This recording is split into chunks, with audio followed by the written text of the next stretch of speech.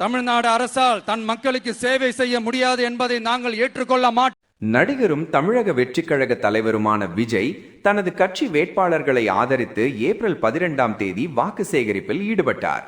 இதற்காக கன்னியாகுமரி சென்ற விஜய் அங்கு ரசிகர்கள் மற்றும் தொண்டர்கள் மத்தியில் சைக்கிள் ஓட்டி வாக்கு சேகரிப்பில் ஈடுபட்டது அனைவரின் கவனத்தையும் ஈர்த்துள்ளது.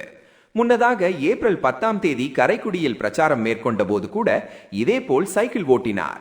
ஆனால் அப்போது ரசிகர்கள் கூட்டம் அதிகமாக இருந்ததால் சிறிது தடுமாறி கீழே விழும் நிலை ஏற்பட்டது.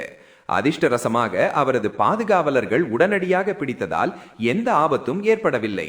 ஆனால் இந்த முறை கன்னியாகுமரியில் பாதுகாப்பு வலயத்துக்குள் சைக்கிள் ஓட்டி தனது பிரச்சாரத்தை வெற்றிகரமாக நடத்தி முடித்துள்ளார்.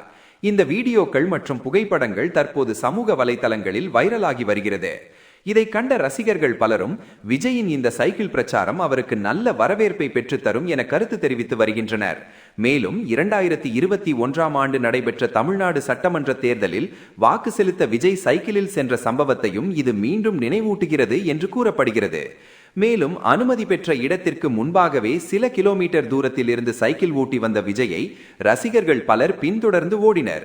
ஆனால் அவர்களை அசால்ட்டாக தவிர்த்து வேகமாக சைக்கிள் ஓட்டிச் சென்ற விஜயின் இந்த ஸ்டைல் ரசிகர்களை கவர்ந்துள்ளது.